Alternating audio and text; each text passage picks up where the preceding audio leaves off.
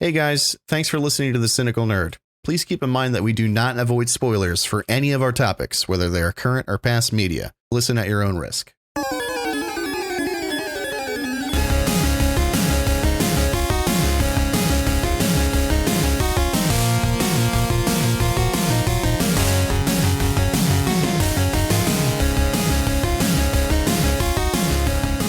It's going to be a real low energy podcast because I have pretty sure I've been like fighting off sickness for the past couple of days. It's one of three things. It's either the insane amount of poor food I've been consuming, it's the alcohol I've been drinking, Right. or it's the sickness my son's had for a week that he can't seem to get rid of, that Samantha and I have been teetering on the brink of getting full-blown AIDS from it. Yeah. Or perhaps all three of those things. Yeah, it could be. Wicked combination of all. I think the kids call it a wombo combo. A wombo combo. That's how it's referred to. I'm pretty beat too. I got my flu shot today. And same thing as you. I ate like a stupid asshole for like 72 hours straight. I drank for an amount of days I don't want to say out loud in a row. Tell me, I'll tell you mine. You tell me your shame. It was like 6 days in a row. Like not like heavily drinking for 6 days, but like I had at least a drink for 6 days in a row, I think. Including last night. How many was mine? Let's see, Wednesday. I hear my son's crying. I can hear him. It's been like a nightmare of a fucking couple of days. Really good one too. He probably either fell and hurt himself, or Samantha told him he couldn't do something. He's Christmas trees up. Yeah, so that's Sam's problem. So she'll figure that shit out. Yeah. Every once in a while, I want to just kidding, go. Sam. I just want to pull the earphone off and just bark in order, but I don't want to. Right. It probably like 4 or 5 days. Yeah. Probably. Well, definitely Thanksgiving. Yeah. Thursday, Friday, Saturday. Yeah. Only like 5 days. Dude, it's hard, like with a holiday, like it's like the whole idea is like, hey, kick back. You're not at work. You're not constantly stressing about time frames, and you can sleep in and you can do this. And even though things still get crazy, my holiday week was fucking insane. It's still like at the end of the day, it's like, well, now it's couch time. And so you just, you have a couple brews. It's natural. Feels good. Happy I did it. But time to get back on the I'm not 22 years old anymore train. Start eating right again. You know what? In all seriousness, though, you're, I don't know how much it sounded like you were doing like one cheat meal a day. I just had 3 days where I was like, I'm just going to eat whatever I want. It was initially supposed to be Thanksgiving. And then, I just kept finding excuses like the next day and the following. And then, so since yesterday, I went back on keto. Mm-hmm. And before that, well, including yesterday, which was the first day back on, I really felt awful. Like I felt like sick to my stomach, and I felt like, I don't know, like sluggish or something. And I guess it's just, you'd figure carbs are like energy. So you'd think it would give me energy, but I'm assuming it's just like a system shock thing. Like after so many months of not having it and then having like way more than you're supposed to. Way more. Yeah. But anyway, I'm starting to feel good now, It's coming back. It was kind of... I'm still in the middle of it. I have a little bit more beer to get rid of, so I'll try to catch up to your... I'm off work until Thursday. I took off Monday, Tuesday, Wednesday. So, it's that kind of thing where I'm like, honestly, if I wasn't off of work because I have off a couple of... because I feel kind of under the weather, I would be like going to bed extra early and really watching what I eat. But because I'm off, I'm like, well, I might not feel good, but I'm still going to drink these beers and feel even worse tomorrow.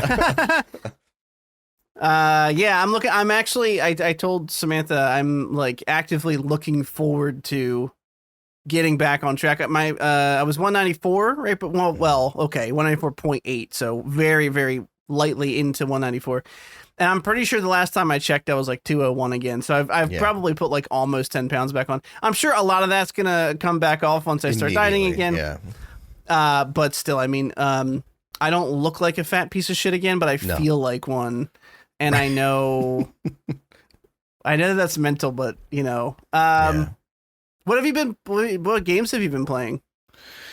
Well, I've actually been getting back into streaming. I'm glad you brought it up. I'm glad you segued into our new and improved rebranding effort that's happening here. On the weekends, on Saturdays, we'll be doing the Cynical stream. We're playing Dead Space 3. We're probably 3/4 of the way through, so we're rounding up on that one.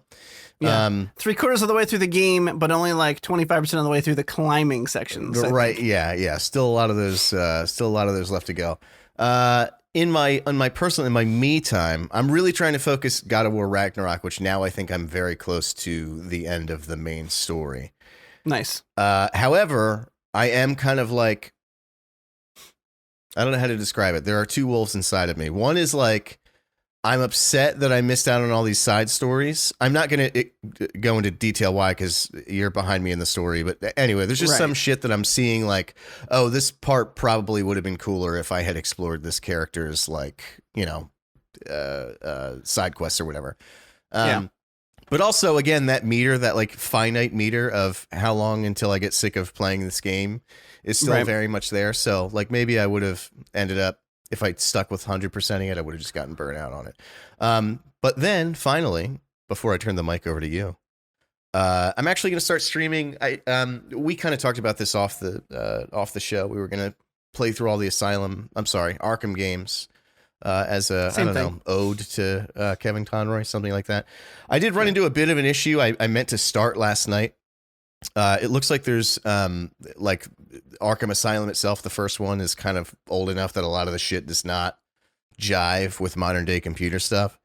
So I think I found a fix. I may troubleshoot it when we're done tonight. But I may just jump right back onto God of War Ragnarok. But anyway, as soon as I can get that fired up, I actually really can't wait to play through those. I'm going to play them all on hard. Nice. Which is going to get me hard. And that's about it. What have you been playing? I'm going to touch that Ragnarussi. I'm trying to keep it high energy. I feel like a schlub today. So Derek wanted to had the idea first to sort of rebrand, redo his stream stuff, make it more modern, sleek, pare it down. We're using the just the gray with a slight glow webcam frames, and you wanted your name in the same font as Cynical Nerd. And I said, hey, do you mind if I steal this? To which you said, actually, I kind of thought we could both do it. It would kind of keep like the podcast stuff and then our separate channels and kind of make them feel like they were all tangentially related, which I thought was a fabulous idea. And so I did that, and I changed my stream name, which I guess I didn't realize was totally brand new news that I had to talk about. So I am no longer TCN Plays, because that doesn't make any sense. We talked about this on the Cynical stream to the people who were there. And that video will be up soon enough. I promise I'll stop being lazy and get the next part up. But TCN stood for The Cynical Nerd, and that was kind of like I went to TCN Plays after the podcast had stopped originally way back in the day before the current iteration of 87 episode. Well, this is the 87th episode. Whoop, whoop. Whoop. And so I did TCN Plays. It was just me, and that doesn't really make any sense anymore. And honestly, I've been having this kind of conversation thought process with myself for quite a while now, as how that name doesn't really make a whole lot of sense for me anymore. Mm-hmm. Everybody knew me as TCN, but like we both are co-hosts of the podcast. It was kind of weird. Yeah. So I've rebranded, and after thinking of 1001names.com, I came upon Crispy Mana. It's CRISPY MANA. Mana, however you say it. Mana for sure. 100%. Derek and I found out that we say that. I say interchangeably, just like Mario and Mario, and it doesn't. Either one's fine, except for scenario or scenario. One of those is right. You got to figure out which one. Yeah, it's scenario. I figured it out. So I'm rebranding as Crispy Mana. And now it's fucking my head up. I'm just saying Crispy Mana. I have a mascot. His name is Lord Crispy. Love it. He bears a striking resemblance to Lord Zed from the Power Rangers, but not enough of a striking resemblance. Just enough to evade a copyright infringement. His voice is a little lower. His staff has a C on it for crispy, as opposed to a Z, obviously. Right. And it's a totally different color, so it's completely fine. Please don't sue me, Saban Entertainment. And I'm also gonna. I haven't really figured out like days of the week, but I figure we've been doing the Cynical stream Saturdays. I'm gonna pick at least one other night, maybe two. It really depends on personal life stuff, to stream a game, and I just picked up that Evil West game I want to try out. Me too. I am going to play through. There's a lot of stuff going on right now, especially with the holidays coming up. I am going to play through the Arkham stuff again as well. I just reinstalled Asylum and City the other night, actually, on my Steam Deck and my computer, so I can play them anywhere I want to. Thanks, Steam Deck. You're a honey. That's it. We should get into it. We got stuff to talk about. I think it makes, just before we move on to too much from it, I think it's going to create like a, hopefully we're still fleshing out the idea of the sort of rebrand and what it means to make our individual videos as well as the Cynical Stream videos. And I don't know. I think it could be cool for us to have our individual reviews on games, play the same game, and then each make our own review video. Or even if we just both want to play two separate things and it just goes onto the same channel, we're all under the same umbrella. TCN fam, the TCN Shazamly. TC Entertainment. So, no, but I really, genuinely, I'm excited for it. I think it's going to be fun. And I'm just excited to get back into being a content creator, which is a title that I fucking despise. And it's the last time that you love. I love it. Love it. Love creating content. It's such a masturbatory thing to say, isn't it? Like, oh, I'm a creator. Anyway, you're correct. I'm going to create so hard right now. Oh, I had a raging clue. That doesn't make any sense. I was going to say a raging create. I was like, oh, fuck me. That really doesn't make any sense. So I told you something on the Cynical Stream, but I'm going to rehash it because I'm a hack with no original material. We found out Samantha's due date, which is for baby number 2, which is going to be April 7th, 2023. But because of similar complications in her pregnancy that she had the first time, they want to take the baby at 37. They want to induce her at 37 weeks again, which is going to put that little kid right around my birthday, like March 15th ish, between March 15th and March 20th, which is my birthday. Take notes out there, everybody. And that means that I now know roughly the time of the year that my parents fucked to have me. Now, am I saying that this is super important? Yes, I am. And I think that this should be, and as you pointed out on the stream, and I'm stealing your thunder here, this should be like a secret question. They should start including this. Like if we ever had like a merch store where you had to like sign in and like make an account to purchase stuff, one of the secret question options I would give people for password resets is what month of the year did your parents fuck to have you? Or even what season? Just, go a little more, stretch it out a little bit. Yeah. What was the weather like out there probably?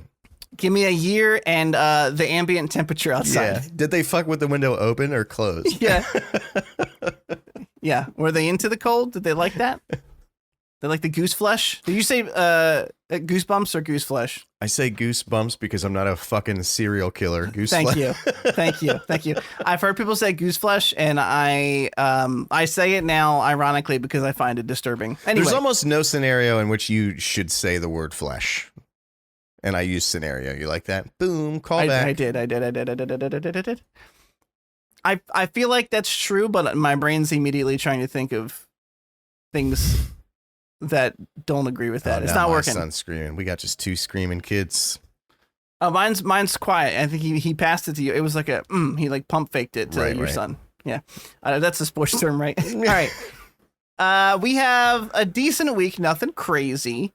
The holidays happened, so beyond some of the content that came out, there hasn't been a ton of stuff going on. I actually deleted 2 things from the news section as we were preparing because it was like, that's dumb. Who cares? So we're gonna get through today. Hopefully, I don't have any kind of coughing fits. My throat feels fine right now, but I have a little just a tickle. Feels like someone's just in there ticklings, just scratching at the walls. You know what kitty. I mean? This is episode 87. Welcome. Just one. Welcome. Oh shit! Psych me out. I was ready for it. I fucked up by saying just one, and I repeated myself again. I'd tell you one thing about Ragnarok because I know you're ahead of me, like 100% sure that you're ahead of me. The part just happened where, and I don't want to. I'm a hypocrite, so we spoil things for new shows and stuff and movies that come out. Yeah. But because we're playing this game, I'll save people from the spoilers. But I just got the new weapon for Kratos when you're with. Oh, dope! Yeah. The DS. The DS. There you go. Yeah, the dick suckins. And I really love Brock as a character. He's always hilarious, and there's just a really really unexpectedly just lovely moment between him and Brock while they're getting done receiving said weapon. You know what I'm talking about. Right. And when Kratos gets down and sucks his dick and then jerks Brock off onto his face. Yeah, and he's like, it was that's really out of nowhere. I didn't expect it to be the same color. Yeah. I mean, I know mine's the same color as me, but that's because my skin was dyed ashen white to a previous. Okay, moving on to the topics of the week. And we got to start off with another sad boy one. Yeah. I don't know what's up with all these sad boy ones recently, but Jason David, everybody knows this by now because we were off last week, but Jason David Frank, better known as the guy who played the Green Ranger, Tommy Oliver, and the White Ranger, and then like the Red Ranger, which I didn't even know he played other Rangers later on. I only know the first two. He is dead at the age of 49. But it was originally reported as a suicide. There hasn't been a ton of details about that. Yeah. And also, respected dead. I don't know him, so I don't know if it's true or not. Unfortunately, I would say I would lean towards it. Probably feels like it is a little bit. Not right. You're right. It's kind of uncool to speculate, but I mean, his wife filed for divorce. Like, not that it's her fault. It's not what I'm saying, but I'm just the things line up. I guess he's had like a history of substance abuse or depression or something, and usually an event like that happens can trigger something like that. I mean, it was literally like a couple months ago she filed. So I mean, yeah. So I'm gonna use this opportunity to make fun of a dead guy. He had a. Sorry, it was. I know what you're gonna. I am gonna. Yeah, I mean the name of his fucking MMA company. Anyway, you know what? We're not gonna do it. If you want to know what the joke is, just Google Jason David Frank's MMA. Look, I know what it is. I know what the joke you're gonna make is 100%. I will not spit on the dead. I don't agree with the things he might have done in life, but I thank him for the time he spent. Power Rangers is just a corny kid show. There's no denying it. The lessons in the episodes are always extremely on the nose, but I had very fond memories of that show, watching it when I was growing up and playing with I had all the Zords and all that shit. I remember getting like, I don't even know what era this was, but there was like a big pyramid Zord. It was just like a big pyramid that turned into like it was ridiculous. And then I think back, I'm like, why the fuck did I think that looked cool? It's a pyramid with arms and legs. And I used to have all these little Zord toys and shit. And I remember the movie coming out. I was stoked to see that movie. Yeah. And I thank the Lord every day for all the Ivan Ooze memes that have happened since that movie came out, you know. And it sucks when someone like this not only passes away, but, you know, does so in an apparent manner that's tarnishes their memory. And even if not that, I mean, he was super young, 49 years old. So even if it wasn't a sue, still pretty tragic. I'm fine. That's okay. Okay. Yeah. Rip JDF. So anyway, speaking of suicide, Bob Iger is returning as Disney's CEO. I'm sorry, uncouth of me. I was actually hoping. I'm glad we're talking about this because I have no idea the significance of this. I see people talking about it. It means nothing to me. It makes me feel like I've been sleeping under a rock. Like I don't know. I know the name. I know that he used to be the CEO, but like. Some people are acting like this is a good thing. Some people are acting like this is a bad thing. And I just don't know why either party would think that. I don't get it. So you came to the wrong place. So, I don't fucking know either. So Bob Chapek was the guy who took over after Iger stepped down. And apparently Chapek led Disney through a very tumultuous time. He had the displeasure, I would say, of having to lead the Walt Disney Company through the pandemic, through the parks being shut down, eventually reopening. Chapek is seen as the force behind a lot of negative changes to Disney, increased park prices, shit like that. I kind of feel like he got dealt a bad hand, and it sounds like the board just didn't have a lot of faith in Chapek, and they wanted Iger back. I also have heard a ton of back and forth. A lot of this is great. A lot of this is terrible. Iger served as CEO of Disney for 15 years previously, so it's kind of unprecedented that he would retire and then come back. The board was like, had so little confidence in Chapek that they're like, hey, please come back. Yeah. Under Iger, Disney became a fucking juggernaut. Not that they already weren't, but under Iger, they bought Pixar, Lucasfilm, Marvel, and the Muppets. I mean, he spearheaded the launch of Disney Plus. He was at the forefront of buying Fox, which was crazy. So, yeah, I mean, he started his tenure beginning of the pandemic, literally February 2020. And between that and box office declines, stock price drops, all that other shit, it basically looks like he was just being a scapegoat for what a lot of... I'm not giving a lesson here in capitalism, but capitalism inevitably has to stop growing. And people act like these suits will plan as if they're going to have growth upon growth upon growth for infinity, and every year they're like, oh, we're going to do this, obviously it's not real. Like, no one has growth like that over and over and over and over and over. Everyone has down spells.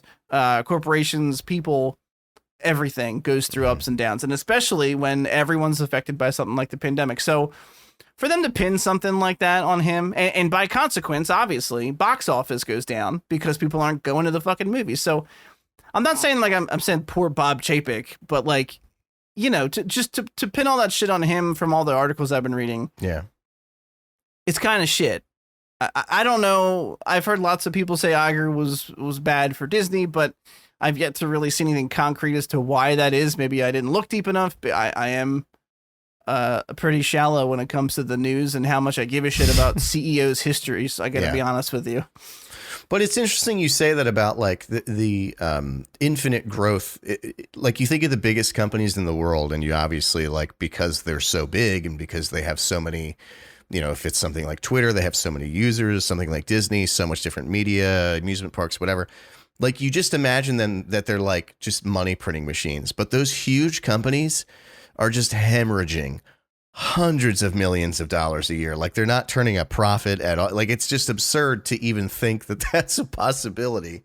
But it's the reality of it. I remember another thing with it is, I don't know if this applies here, but I know that something that they do with public companies especially is that when a CEO is underperforming, they essentially like get a guy in. I remember it happened with Reddit like 12 years ago or something, where Reddit was started to tank.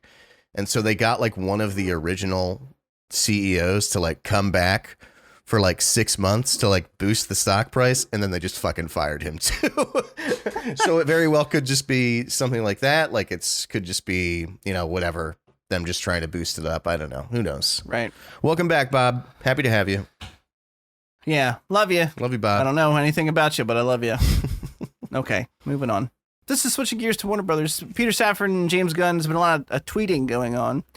Apparently, they're writing a Bible for the DC universe, like a big how-to guide for creators to keep everything in line, make sure they don't overlap or contradict each other. And on top of that, Zaslav has been having conversations with the press and in earning calls. In a recent conversation with the Hollywood Reporter, he said and this is like a no shit statement, but the plans for the company to see a lot of growth and opportunity around the world of DC. A lot of, over the next few years, this is a quote from him, you're going to see a lot of growth and opportunity around DC. There's not going to be 4 Batmans, which is the part everyone's quoting and writing about. And so part of our strategy is to drive the hell out of DC, which James and Peter are going to do. I think they've thrilled the fans in the past. I think they're going to thrill you over a period of time. So it's a big fluff statement that means nothing, but it's interesting that he points out there's not going to be 4 Batmans. We don't know what the plan is yet. There's been a lot of speculation about contracts going out. Cavill, notably, because he's returning supposedly as Superman. But news then came out pretty quickly after that. They're like, well, yeah, he's coming back as Superman most likely, but there are no contracts written. No one's signed up with Warner Brothers to do anything, because Gunn and Safran are in the process of mapping out where the DC universe is going to go in the future. So it's not so much like a, hey, don't be so excited about this. It's more like a nothing solidified right now, not until they're done with their plan.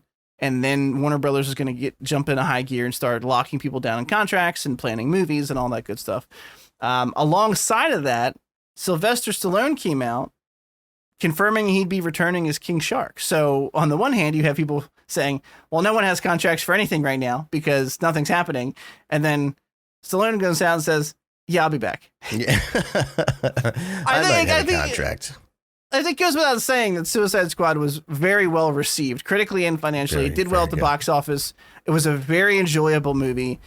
For me, and you've said this before about Gunn. You've said, like, sometimes I think Gunn gets a little, like, too high on his own supply. It's like, that movie's a little too James Gunn. You know what I mean? But I think with the Suicide Squad, because he wasn't constrained by, like, Disney and PG-13 ratings and was able to make it really raunchy, I think it actually worked out very well for Gunn. That's part of the reason that movie's so successful, because it made us give a shit about things like Polka Dot Man and his relationship with his mother, which is just great, by the way. I've been meaning to rewatch that movie. Yeah. But Stallone said, yes, for sure. I think James has been very generous. He and I are pretty tight. So if there's an opportunity, I love him. He's great. I mean, it's just a bullshit fluff statement, but I feel like it's also kind of a no-brainer. Like, that movie did well. His character in that movie was very well received. I'm going to imagine, I'd bet a lot of money on this, that bet a lot of Suicide Squad buckaroons. 2. Yeah. A lot of shekels, a lot of ducats, a lot of cheddar, a lot of change. Been a while since change. Yeah, it kind of sounds like they're just, obviously, we've talked about it here, how there's just many different sort of sub-universes. It sounds like they're confirming, like, hey, we're going to do a singular thing. Probably means that the Flash movie is going to close the door on some of the alternate Batman, but I don't know what that means. Like, Batman. Like, does that mean that Pattinson's Batman is going to be like the Batman, like the core one? I mean, I don't know, but there's so much up in the air right now. When we first talked about this, the articles we had were reading were literally saying Pattinson and the Joker sequel with Lady Gaga, they're not under Gunn and Safran's umbrella because they're kind of their own thing. They're like an Elseworlds Tale type situation. And then I was hearing competing articles that no, all this stuff, even if it's not going to be part of the DCU, is still going to be under Gunn. Like, they just might leave them to do whatever they want and let them finish out their respective sequels and trilogies and do their own thing. But it's really hard to say right now. I keep just hearing back and forth. I was reading an article last week that said that despite all of the changes going on in the DC universe, nothing about the Flash has been changed in reshoots, which would be weird because we were reading that Keaton was going to be like an older mentor Bruce and replace Affleck. And the moral of the story is no one knows, especially not this little small cynical nerd podcast. So we're going to wait and watch and masturbate furiously. And we'll let you know whenever everyone else does. You'll probably know before you hear it here. It would be true Goofy Bird shit, though, to just start like scrapping projects. I mean, they already took however much of the L was for Batgirl. I can't imagine they would just like continue down that. I don't know. That would just seem, I imagine like what's in the works now is going to go through, and then maybe from that point on, they would sort of, what's the word I'm looking for? Homogenize and everything. Is that the right word? Yeah. Yeah. It might be, sure. Make it all samey or... Yeah. Singular. I would call a lot of Marvel films homogenized. Okay. All right. Moving on. This is a rage article. That's all this is. Pokemon Scarlet and Violet released, and apparently we talked about this last week. I'm not gonna rant about it incessantly. We talked about, not last week, sorry, 2 weeks ago, about how it leaked and how it was running already on a Steam Deck, which I can't wait to do because it's probably going to run better on the Steam Deck than it does apparently on the Nintendo Switch, which is not doing good. The article in question that we had in here was from Kotaku. Shout out to them, sponsor this week. There, thanks. I'm going back to that. Yeah. And the article's by John Walker, published on November 17th, so, about 11 days. The Nintendo Switch can't seem to handle Scarlet and Violet, and that article is chock full of example after example after example of horrendous frame drops, pop-ins, textures disappearing on an already very low textured game. It does not look like the Switch can handle it well. And what's more infuriating than all of that, this is funny, right? This makes us laugh. This is funny. Haha. Fuck those guys. And you would expect that they would be suffering financially for it. And of course they are not. It is sold like hotcakes, like fucking ridiculous. It's bananas how many copies of this game have sold. Moral of the story is apparently if you're Nintendo, you can do whatever you want. And yeah, because your shitty fan base will just like do all of they'll still buy it and then they'll defend it online. I cannot believe the amount of like, anytime I see an article about it, the comments are filled with people like, well, I'm still having a good time. Like you're ruining this industry, you more than Nintendo is, by just buying these awful, incomplete games. Like, I just don't. Dude, if I buy a game and it runs like less than, especially like, okay, the thing with Gotham Knights, like 3 days before it launches, they're like, by the way, on consoles, it's only 30 FPS. It's like that to me. I'm like, fuck you. Like that's just the mark of a shitty developer. You could have told us that months ago, but you didn't. You waited. They didn't talk about the issues with whatever it's called, Scarlet and Violet or whatever. Right. It waited until it launched, waited until people bought it, and then they're finding out about it. And so you'd think there'd be this outrage or this boycott like there was with Cyberpunk. A developer that goes back and fix their games when they release them with, buggy launches, which I highly doubt Nintendo is going to do. Maybe a couple little knickknacks here and there just to make it a little more high and tight. But I cannot believe the threads that I'm seeing online of people just defending it. It's unreal. It's unbelievable. If you're listening to this and you're the kind of person that defends a multi-million-dollar studios who release unfinished games, you're a piece of shit. You're the reason that this industry sucks ass. Yeah, Nick. Yeah. Fucking Benson. Nicolai Bensini. Famous painter. Oh, nice. I got nothing. Yeah. I was gonna make a joke off of Mussolini, but his name and like Ben Solini. I was like, that doesn't even make any sense, idiot. Moving on. Don't buy Scarlet and Violet, but if you are interested in it, you probably already did. Apparently, based off of their fucking you're sales part of numbers. the problem. Yeah, you're part of the problem. I love you, Nicholas, and your ridiculous rants, but I can't handle you going to a fucking game store at midnight to pick up. He went for the midnight release. He's lucky he has beautiful hazel eyes that I could stare into all night long, which I thought were blue. Anyway, let's move on. All right, we're moving on. Here's a weird one. Amazon, little known indie company you might have heard of.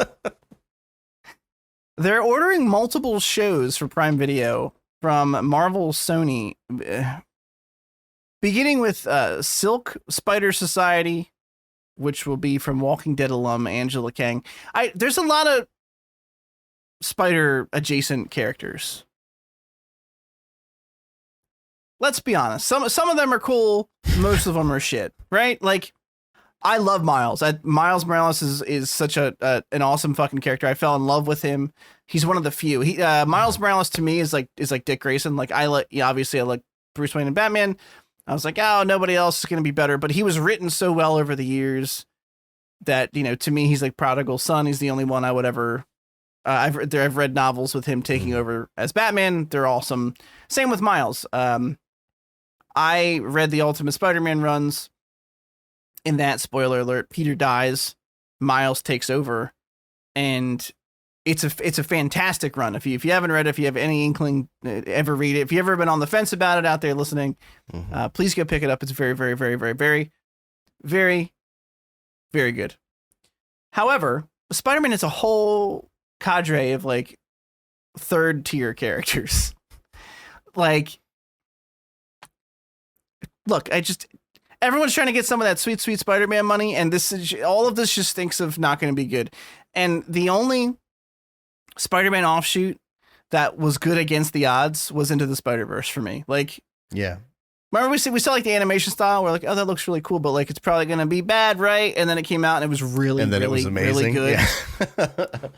And I've said this 1,001 times, and I'll say it 1,002 times. I'll say it every single episode if I have to. I always want things to be good, so I hope that they take a property like Silk, like the Madam Web movie that they're apparently making with the chick from and 50 I hope Shades that of Grey. Yeah, and I hope that they do something so mind-blowingly fucking cool that I have to eat my own words and rant to you guys on a podcast episode how much I loved Madam Web. Yeah, it probably won't be good though, right? Right. I think it's safe to be a little cynical on this one. Isn't there a Spider-Man variant who's like wheelchair bound? Did we talk about that on here? Pretty sure, almost certain that there is a spider, like a spider girl. It's like a Spider Woman who's wheelchair bound. Oh, I gotta look it up now. All right, I'm moving on while you look it up. Speaking of wheelchair bound, Harrison Ford is showing up in new images for Indiana Jones 5. Listen, I sent this article to you off pod. And I said, look, do I really have to give a shit about Indiana Jones 5? Yeah, look, before we get too far away from it, the latest Spider-Man is a lesbian woman in a wheelchair. It's a real thing.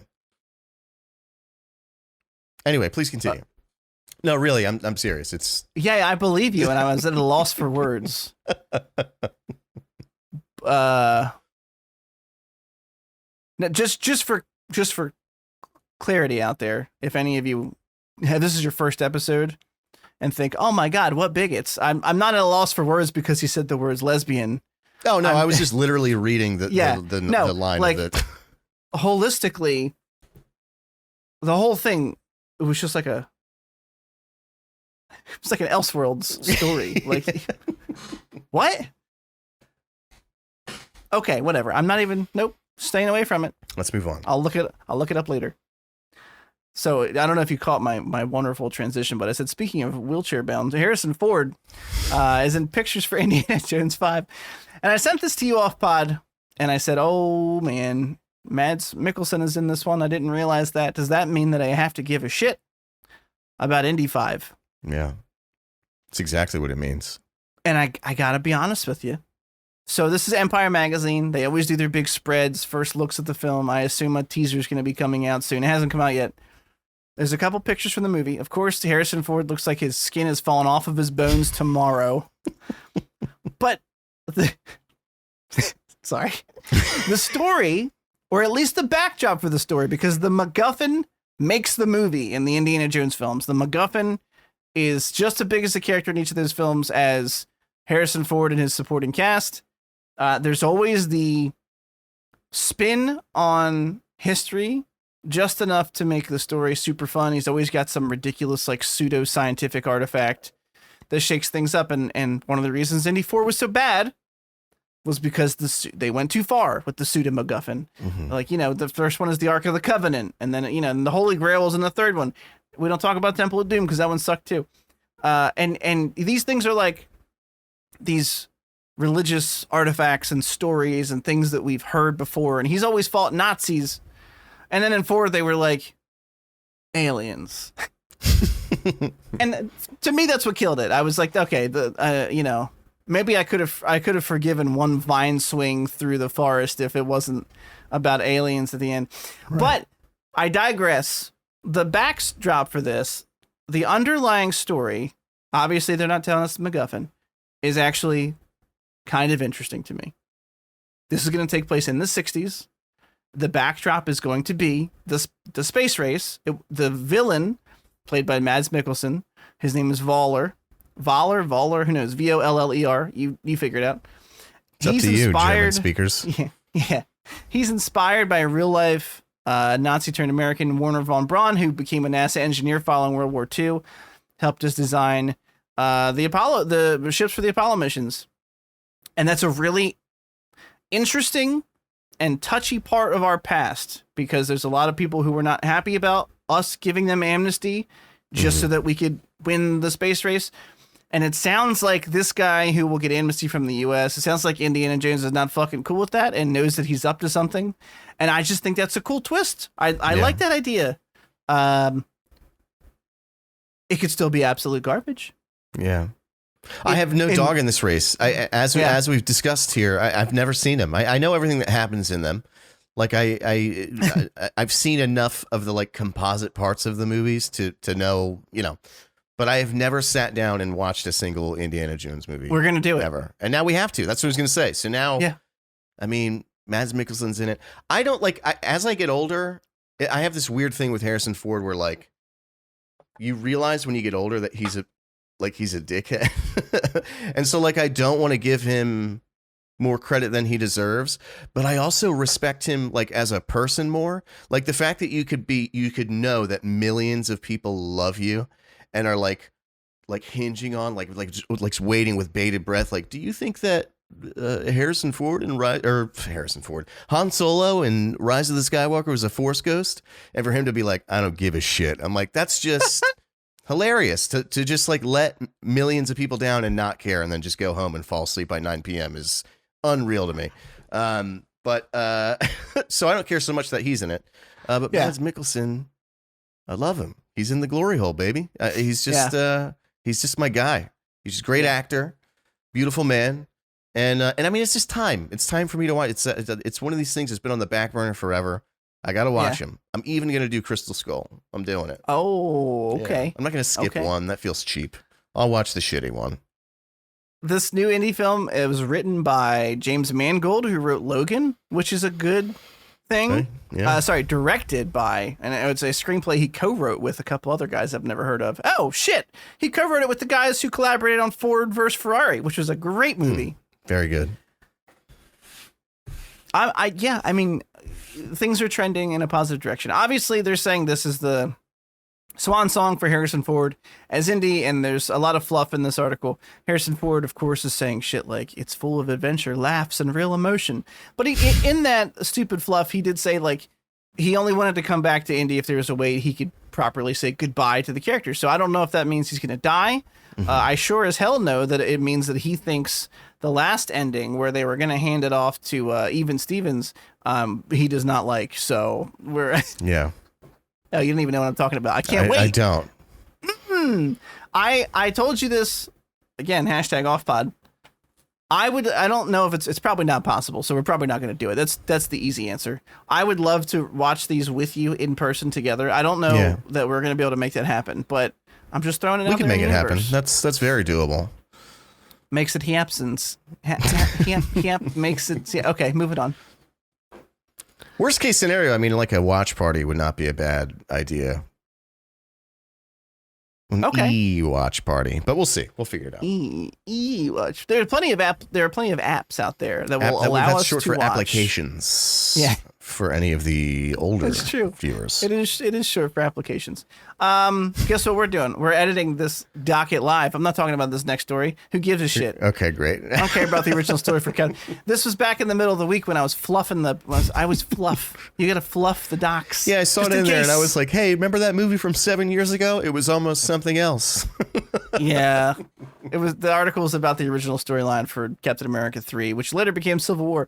Don't care. Moving on right into trailers. Speaking of Marvel, oh, what a segue. Okay. Since the holidays are here, might make you feel a little sentimental about family. Not me, but some of you. And this is a film called Senior, and it's by Robert Downey Jr. And I actually thought this trailer was, all jokes aside, really touching. This is a kind of a documentary portrait in the life of type thing where Downey Jr. is making a film about his father. The trailer is not mysterious about it, and he literally says like, I want to know more about you. Mm-hmm. You know, it's the kind of thing where like you know your parents, but you don't really know you know what I mean? Like you didn't. Yeah. How often do you out there, whoever's listening, like ask your parents to tell them stories about their lives to you? Like no one does that because we're all selfish individuals. Yeah. And I think and my dad tells the worst stories and he's so slow. It just takes forever. The simplest thing. Yeah. I try to ditch out whenever he starts to tell one. It's awful. But think about how much life you had before Odin arrived, right? Yeah. Like I think about how much stuff that I did before we had Grayson. And I'm like, oh, he doesn't know that person. Yeah. And he may never know. I want to make sure that Odin doesn't know the person it was before. For good reason. Yeah. By design. But Robert Downey Sr., RDJ's father was also a filmmaker. Did not get famous. Was not an actor like his son would go on to become. But his father was an indie filmmaker, and it's just a really this trailer has all the touchy feely stuff that you would expect. Downey Jr. gets choked up at one point, saying like, I want to know him. I want to make sure that I have these conversations with him, so that selfishly, when he's gone, I can look back at this. And I mean, just from that standpoint alone, I mean, this trailer got me. Of course I cried. Of course it got me.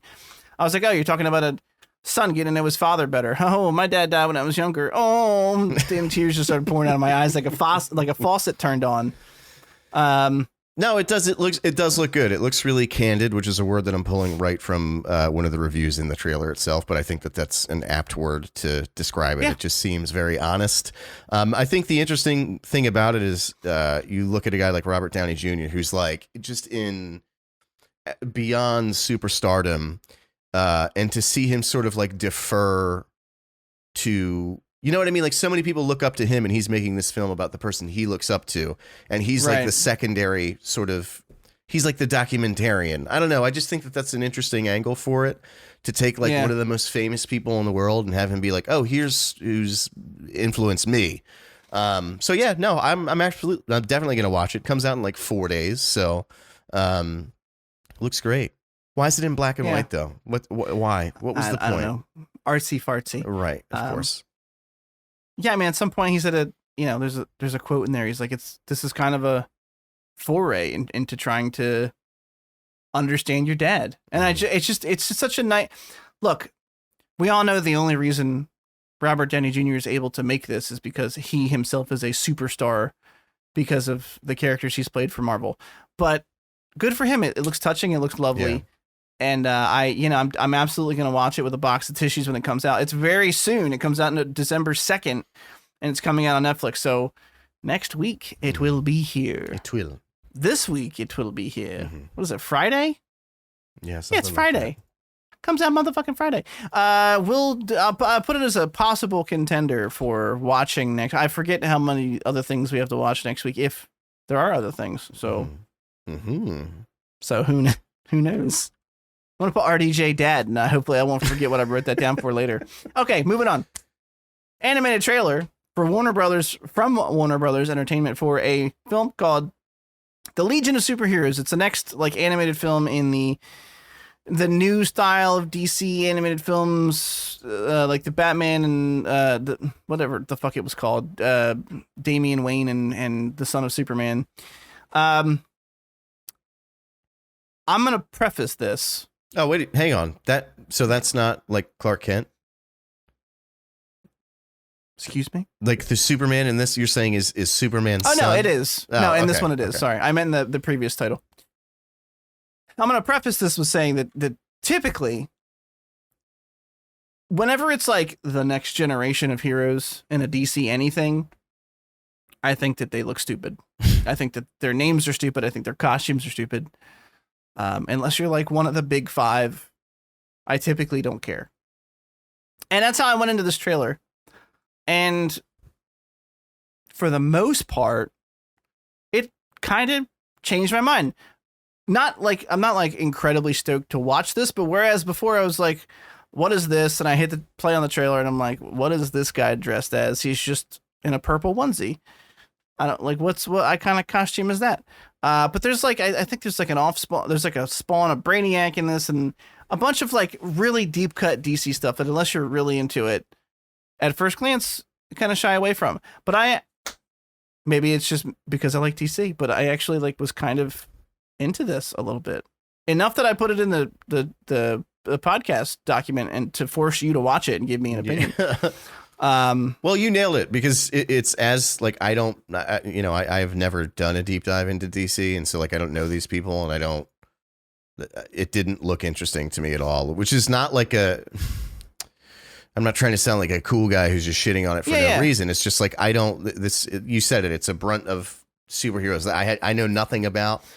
And so all I can go by is like the animation and voice acting, which didn't wow me. It wasn't bad or anything, but I didn't go like, I can't wait. So as someone who's outside of that circle, it's not appealing to me at all. This is like the second or third film in this new DC animated. They go through like style iterations every like 5 to 10 years where they're like, okay, they not all the movies necessarily will be connected, so to speak, through storytelling, but they all share like a similar visual style. And this is like the second, like I think the first one was like Long Halloween, the Batman one that was split into 2 parts. Mm-hmm. In this style where it's like the thick outer line on the characters and and I do like the way it looks, but I still wish the frames were a little higher. Yeah, if that makes any sense. It seemed a little cheap, a little bit. Okay. Anyway, if you like DC, check it out. If not, I don't care what you do with your life. Doesn't matter because I'm gonna watch it, and if I think it's good enough, I'm gonna try to convince Derek to watch it too, and we're gonna move on.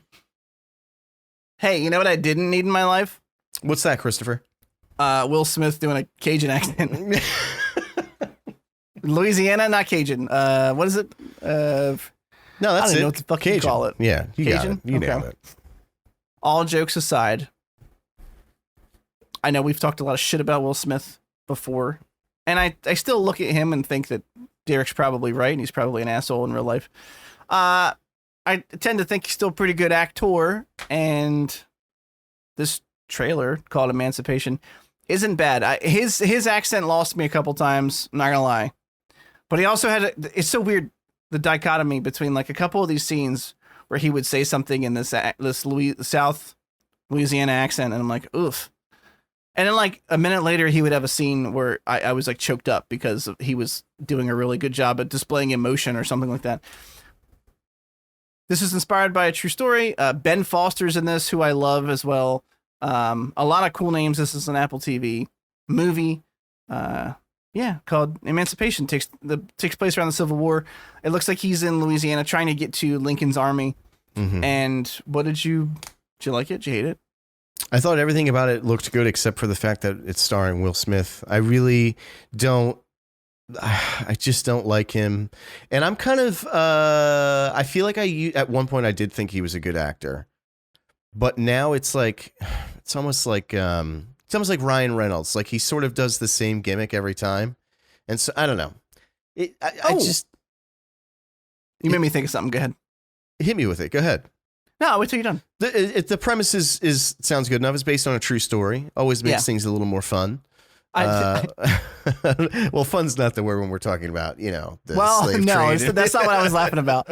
I was going to say, like 10 seconds before he fights off an alligator with a stick is when it said based on a true story. Yeah, right. And I was like, okay. Are we sure that part happened though?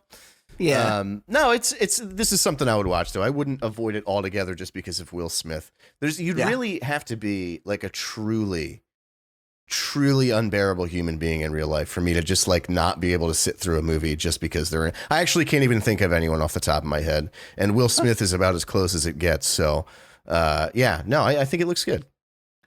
It does look pretty cool. Comes out December 9th on Apple TV. The reason I said ooh is because you said Ryan Reynolds. I watched Spirited with Will Ferrell. Is that out now? I didn't even know it came out. Go ahead. Do it. You should watch it if you have time this week. Then I'll do that. We'll do that then. I'm trying to get in the Christmas spirit this year, so that's actually a good idea. I don't want to give thoughts because I don't want to spoil anything. Yeah, don't do it. Shh.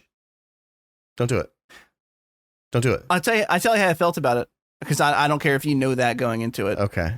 Because I would like to think that my opinions don't color yours, but I don't know. Maybe I have more sway than I think I do. I actually ended up really liking it for what it is. It is definitely a holiday movie. But yeah, I don't want to say anything. It's out now though, and I had fun with it. Mm-hmm. Be prepared. The one thing I will say is that be prepared for singing. Okay. There's more in it than I expected. Was that HBO Max?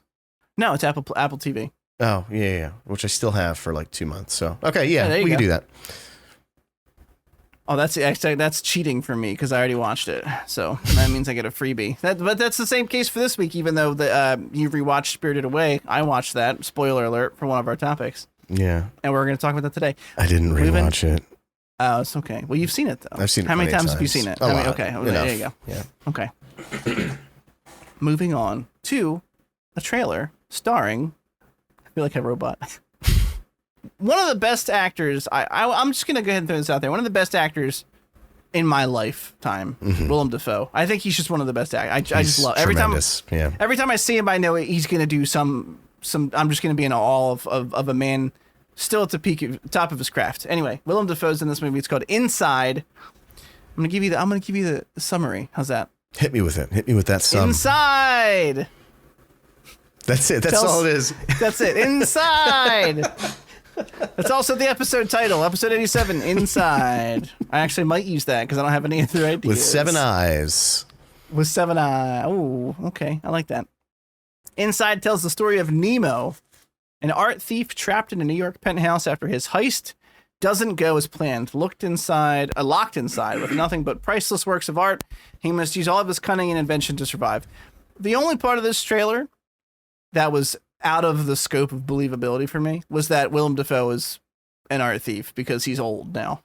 Yeah. But how are you going to climb out of there, you idiot? Yeah.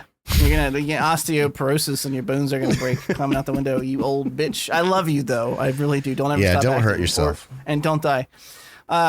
Hey, didn't he, real quick, little side road here. Didn't he do his own stunts in No Way Home? Was that the third? That's the right one. That's the right one. Yeah. Sure. I think he did. I feel like he did. Okay, continue, please. I will. This is actually going to be released in theaters, and it's not going to be until March 10th. We're so used to talking about things that are like right around the corner. This is from Focus Features, but it's a full length, 2 minutes and some change trailer, and some change, if you will. What's French for change? I thought this was cool. There's a psychological aspect to this. We see him. I'm not gonna lie. There's 1 or 2 quick scenes that gave me Lighthouse vibes in a different setting. When he looks like he's eating one of the fish from the tank and like screaming about it or something. I was like, oh, weird, uncomfortable. This could be cool. It also dangers for me. It teeters on the edge of being like silly, but Dafoe is so great that I think that he alone will keep it from being silly. And I look forward to it. I think, it looks like it's going to be mostly Dafoe. Yeah. On camera. And that's the beauty of these smaller, like you can get away with a smaller budget for a film like this because it's shot in one place with one major person on screen most of the time. And that means that, I'm hoping this is just a really great psychological thriller is what it looks like. Yeah. It's, I feel like with the movies that are like a bottle episode, but a movie, you have to have a really fucking good actor headlining in order for it to be good. Sounds like he's trapped in a small room and a small apartment, whatever. And it like you said, it's going to be all him. Looks like there's some video feeds of like other people or whatever, but for the most part, looks like it's just him. There was a movie. Say it. Tell me you're thinking about the same movie I am. Do it. Ryan Reynolds, where he's buried in a box. And I don't remember the name of it, but like that was a good one. You would think that a movie that takes place entirely inside of a coffin would be like, oh my fucking God, but he did a good enough job that it was a really good movie. So he Do you really remember the premise for that? What's that? Do you remember the premise for that? I don't. It's been like a long time since I watched it. I just remember somebody telling me you would think that it would suck because the whole thing takes place in a coffin, but it's really good. And I'm like, well, that can't be true. And then I watched it and it really was a good movie. If I recall, I could be completely off base, and we also both have Google at our fingertips. I could just find out, but I'm gonna off the cuff this one. I'm pretty sure he's like a construction contractor in Afghanistan or some other war torn region, and I think they get like hijacked and they put him in a coffin and like fucking bury him. Yeah, and that's where the story plays from. And of course, like he's in a coffin for most of the movie, sure. And it's claustrophobic, but of course there are scenes outside of the coffin. Yeah. There's, him in flashbacks to his family and stuff like that. Yeah, that movie was good. I was thinking of Phone Booth. Phone Booth was a great movie. Yeah, that's another good one. 127 Hours. That's another one. Sort of the same premise. Oh, 127 Hours was great, but we don't talk about him anymore. Oh, no more Franco. He's the bad. He's a toucher. Yeah, and his name's not Todd. Anyway, Inside looks good. Can't wait for it. Next I forgot that was James Franco. I guess my brain just got rid of him from that otherwise great movie. It's Danny Boyle, baby. He just can't. He can't make bad movies. It's a very good film.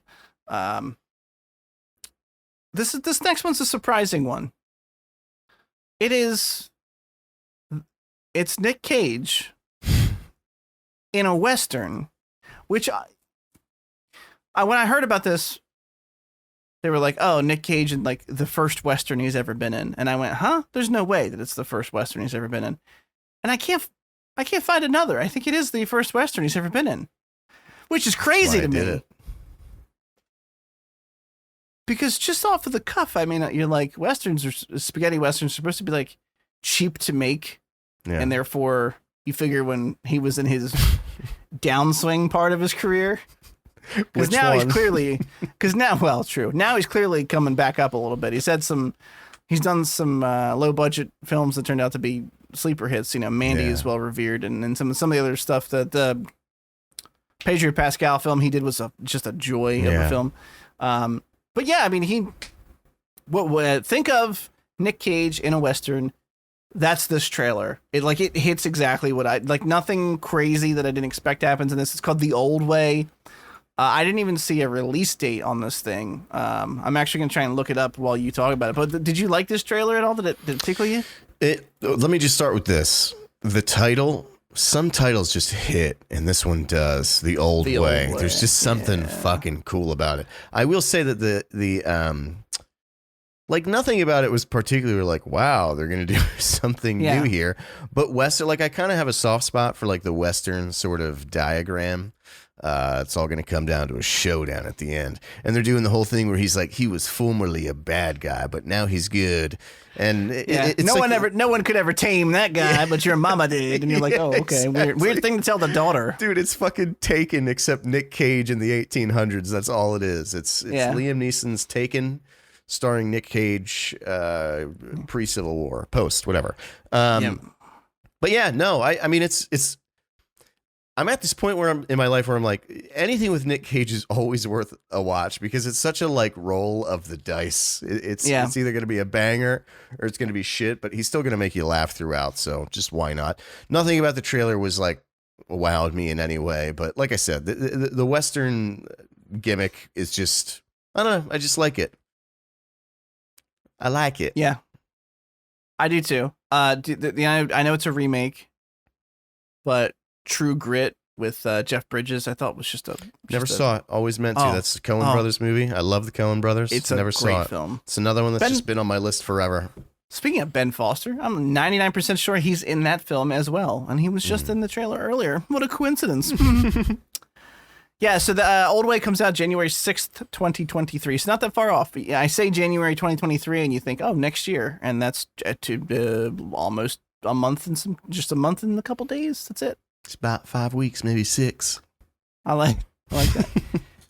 The more I think about it, the whole like nobody could tame him, but your mom did is so inappropriate to tell a kid. Yeah, she had your mama tamed him with her. Your mom had beat me to it. Tightest pussy this side of the Mississippi. Yeah, your mama really had that gorilla grip. Oh, that's the title of the episode. Was it TGGPS? I'm not going to type it all out because but I think TGGPS. Tight gorilla grip pussy shit. Episode 87. That was it, right? TGGPS. Yeah, that's it. Okay. Tight gorilla grip pussy. All right, moving on. It's back, Derek. It's back. The show that we keep saying we're going to watch. And it keeps having. Wait, you didn't watch it either? Doom Patrol? Yeah, I haven't watched it yet. Really? I've watched a couple. I've watched a couple episodes from the first season, but I watched like the first 3 or 4, I think. That's about what I did. Maybe 5 or 6, I think I watched. And here we are again. Another season, another trailer, and I'm gonna say, I'm gonna start watching this show. Me too. And it may or may not happen. It may or may not. It's going to have to be the right situation. This trailer looks fun. Once again, it looks silly. It looks funny. It looks weird. This show is critically acclaimed. It's like everybody loves it that watches it. And I just have yet to get into it. And this show comes back next month. It's December 8th. So we have, oh my God, like it's a week. Comes out in like a week. All right, I'm doing it. I'm really doing it. This week, I'm going to start watching it. I'm gonna pick up. I watched. Hey! Main topic. That's one way to force me to do it. You want a couple episodes? Done. Nail it down. Let's do it.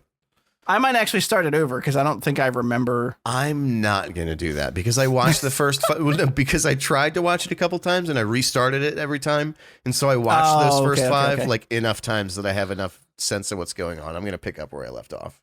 Okay, so let's see. Doom Patrol. We'll figure out an episode number to get up to together. I got to figure out where I left off versus where you did, and then we'll pick a stop point for the first. Anyway, okay, cool. We have one thing to look forward to. But yeah, season 4 comes out like a week and some change. That's like the 4th time it ends some change this week. I'm not apologizing. Go for 5. Go for another. Yeah. The next trailer is for Valheim Mistlands.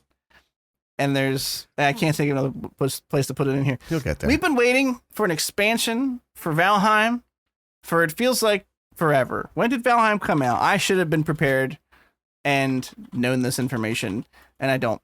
Valheim came out and was like a sleeper hit. No one... Long enough ago that it was the beginning of our friendship, and I joined a party with you and played it with you for a little bit, and then you weren't talking to me, so I left.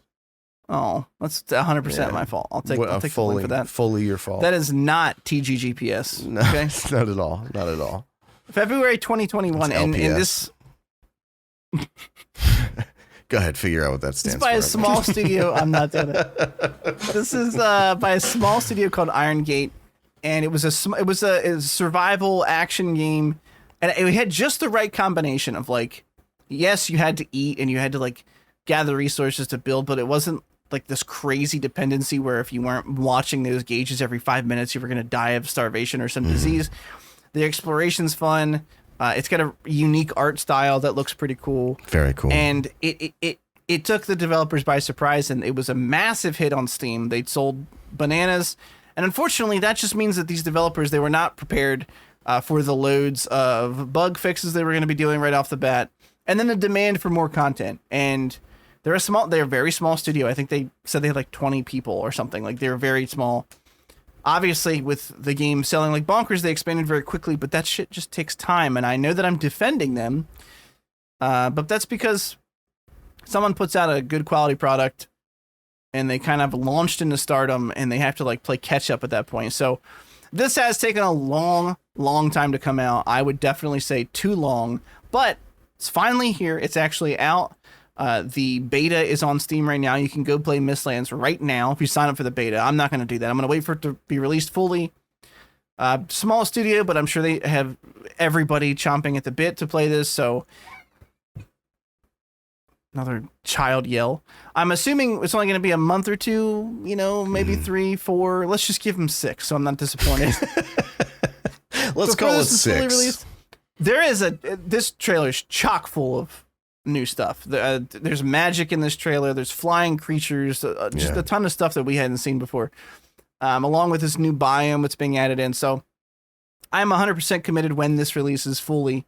I will be starting from scratch. I'll be starting over. I will not be pulling up my last save, no matter how impressive the fort that we built was. And I can't wait. I watched this and immediately reinstalled.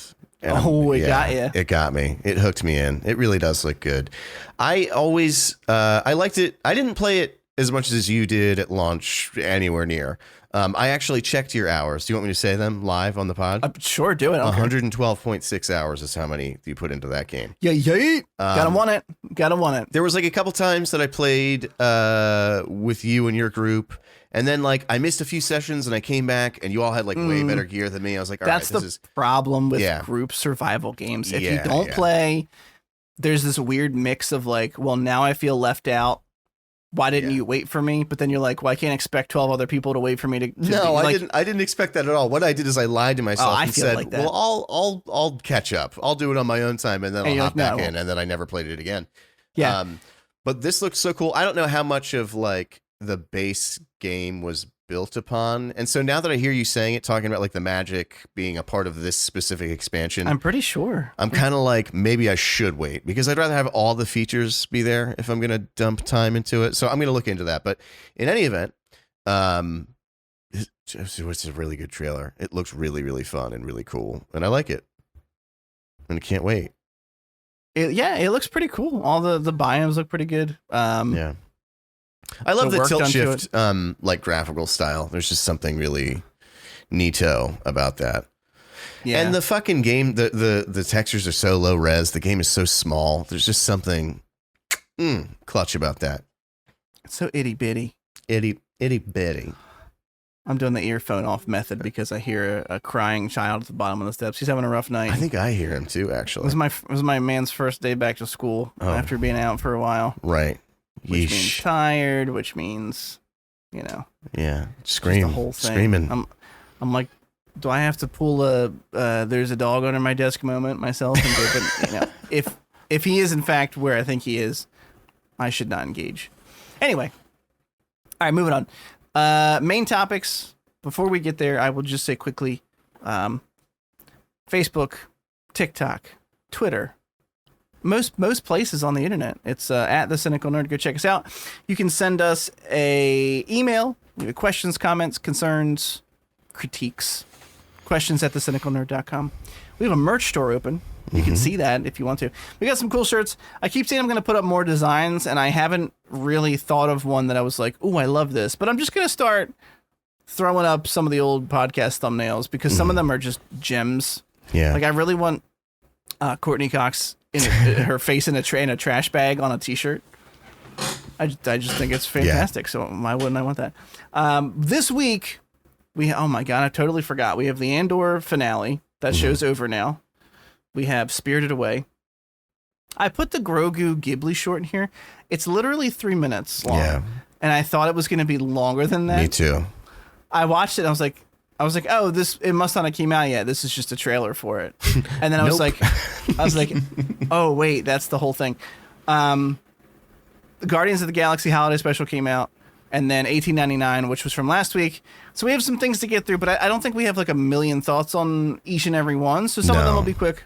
So I didn't watch Guardians of the Galaxy. I forgot that this was on here, even though you mentioned it like 2 days ago because I'm a piece of shit.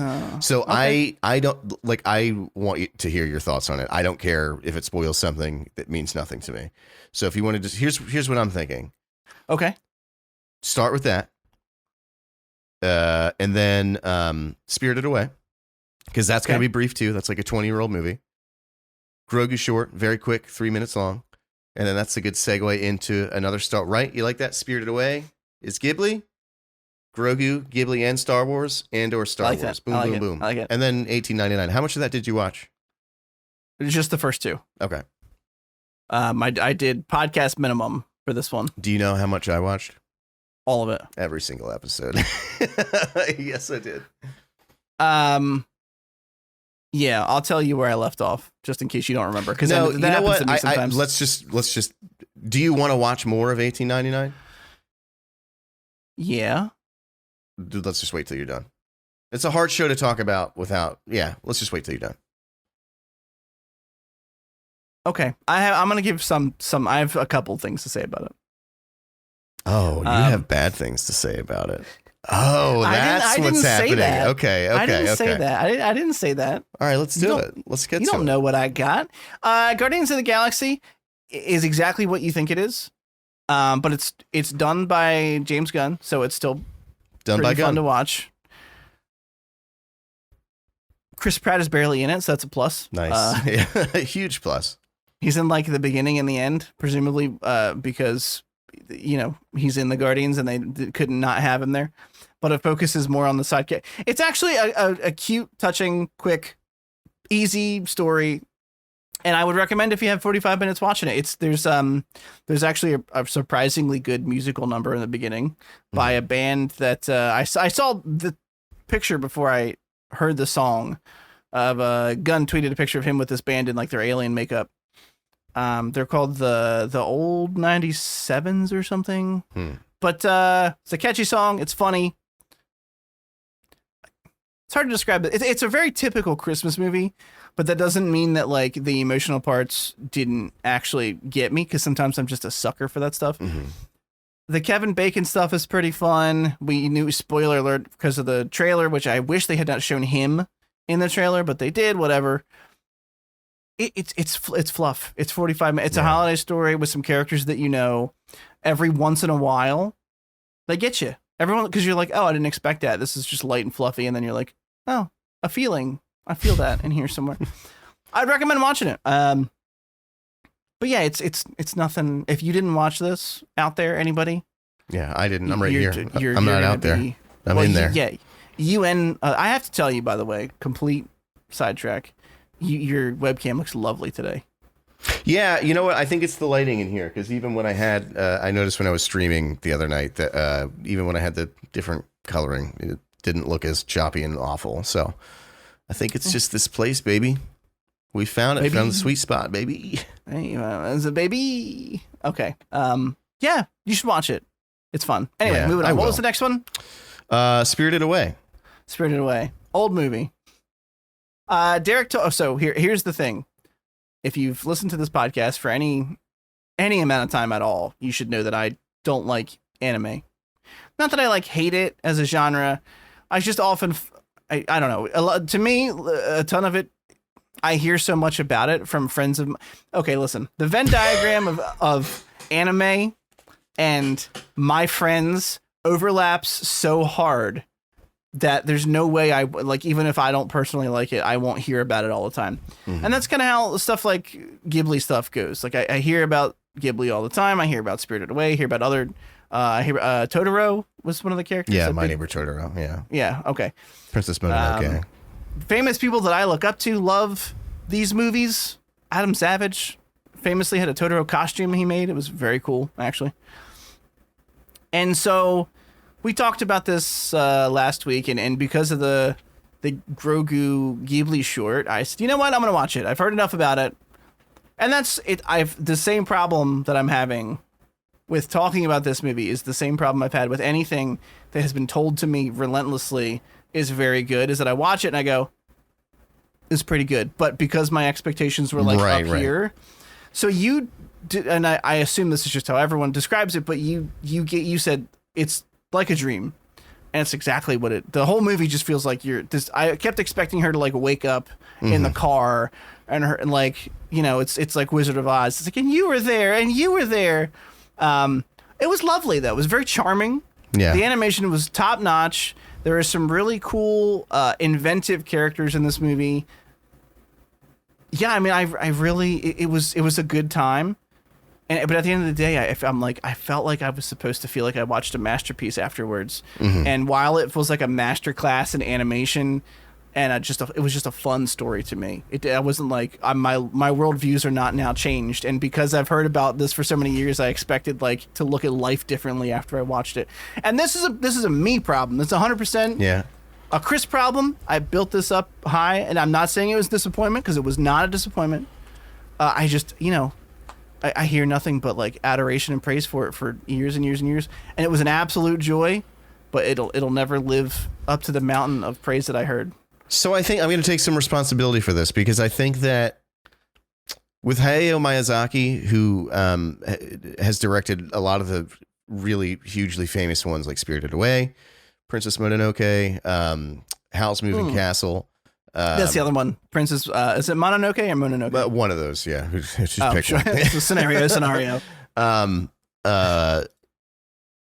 Nothing about Spirited Away is like, oh, I've learned a life lesson and now I look at things differently. It's just that he has this weird ability, despite being a very old guy, to sort of capture like he like remembers childhood innocence, and like sort of all of his movies feel like a daydream. Like when you were sitting in school, when you were in like third grade and you're staring out the window and just like, what if a castle had legs and it was moving around? Like they just feel dreamlike. So like they're I hate to call it the childlike quality because that sounds weird, but they just have this a sense of childlike wonder to all of them. That is like, that's a great way to describe it. It just reminds me of being a kid before I had all these awful, cynical thoughts inside of me. And, you know, there's just like certain tropes that he avoids that I appreciate, like where the female character and male character always end up like as a couple. He emphasizes friendship and just bonding more than like, oh, everything has to result in a love story. Yeah, you know, I agree with you. There's nothing about any of them that makes me go like, oh, I never thought about that way. I just think that they're like a marvel to behold. I don't know. I don't know what else to add. I loved Spirited Away. I consider his movies to be outside of, I don't know why. And we've talked about this before a long time ago, back when Scott was on the show, about like what defines anime. And it's like, who knows? Like, it's kind of a heavily debated thing. I don't consider Ghibli films anime. They're more like what Disney films are to me. Even though like they're Japanese animated films, they just don't come across that way to me. And Miyazaki himself is very outspoken against things like Naruto and Bleach. Like, he hates that kind of animation. My kind of guy. Yeah. He's a really interesting guy. He makes these beautiful movies that are very but he's a miserable person. Like, he's very grouchy. And so it's just weird because in every interview, he's like, I can't remember the last time I felt joy. He says these like really like gut punchingly sad things, but he makes these really happy, charming, beautiful movies. It's like, I don't know. But anyway, I'm glad you watched it. I think it's one of those movies, Spirited Away, of all of them, I think probably Princess Mononoke would be the other one that's like really, really talked about. But that's probably like the most famous. So you've gotten a taste of, you've got a little sip of Miyazaki. You probably get it. I think that some movies like are so, for instance, like Fight Club. Is Fight Club a great movie? Or I'm sorry, is it the greatest movie ever made? No, but it's such a talked about movie. I feel like you should watch it. Like, kind of like The Godfather. Like, I have to watch The Godfather because I feel like I have to, because it's such a discussed movie and has been for all of time. You know what I mean? So I think it's like some of those movies, I think they're worth watching just because they've reached such a point of reverence. Yeah. That it's good to just kind of have them under your belt, even if they didn't affect you specifically as much as it did other people. So you're welcome. Yeah, no, I mean, that's a great description of it. And it really did feel like this movie, I feel like I hear a little child walking around. It really did feel like this movie grasped the feelings and emotions of being a kid. There's a lot of like, just because it's fresh in my mind. The scene where she's afraid to walk down the steps on the side of the building because it's scary. It's very high up. The steps are big. There's no net underneath of her. You can see through all the, and then just like runs, like holds her breath and runs down screaming the entire way. And there's a lot of like really charming moments like that are just these really tiny. I swear to easy to scare the heck out of me. There's these really charming like little moments like that capture beautifully, I think, like this childlike wonder. And okay, well, that was horrifying. We're now in a J horror movie. Yeah. They really capture what it means to be a kid, and I think in like a really cool way. And it's the kind of movie where like I would put that on for like Grayson. Yeah. Be like, oh, look, look at, and it's the kind of thing where like some of those moments I'm like, oh, is this maybe a little too scary? But it's gonna be okay. And I think even like the monster, which was, what was it, No Face? Yeah. It's like misunderstood. Yeah. Like he starts like gobbling people up, and then you're like, huh? And I was like, oh, okay, this is going into a typical direction. And then I have a feeling we're gonna. I love when you have to watch your mouth when he's around, and I can just see you like walking around a minefield. Like, don't say this. It's such a weird I said dichotomy already tonight. I'm going to use it twice because twice is nice. Such a weird dichotomy where like it's not a problem to maintain that facade around him. But then I'm around you where historically I never have to worry about it. So it's like there are two wolves inside of me right now. And one of them is pushing on my lower back through my chair. Come here, buddy. Come say goodnight real quick. Hi. Come on up. I'll give you the headphones. Just a second. Come on. Sit up. Come on. Come on. Hurry up. You got to get back downstairs. So you're going to... What wolves? Yeah. We were What's talking up, about dude? the two wolves inside of me. Say hi. Hi. Have you been sick for a whole week? Yeah. Yeah, you're a You feel sick better boy. now? Can you blow your That's nose directly into the microphone? That makes for good podcasting right there. I don't know what he's saying to you. I love you. You want to say goodnight to Uncle Derek? Good night. Good night, Say buddy. bye. Bye. Bye. Say... Wait, who's your favorite Harry Potter character now? Harry Potter and Hermione and Ron. Very nice. All Harry right. Potter and Hermione and Ron. That's his a favorite good character. top three. Top three all All right, tied. you gotta go downstairs. Mommy's waiting.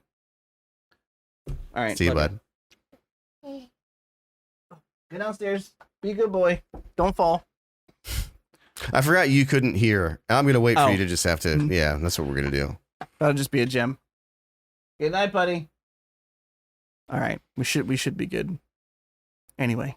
So anyway, good segue right into Grogu, the Grogu short. I'm going to start. I have Not nothing a whole lot to about say. this. It was pretty. The music was nice.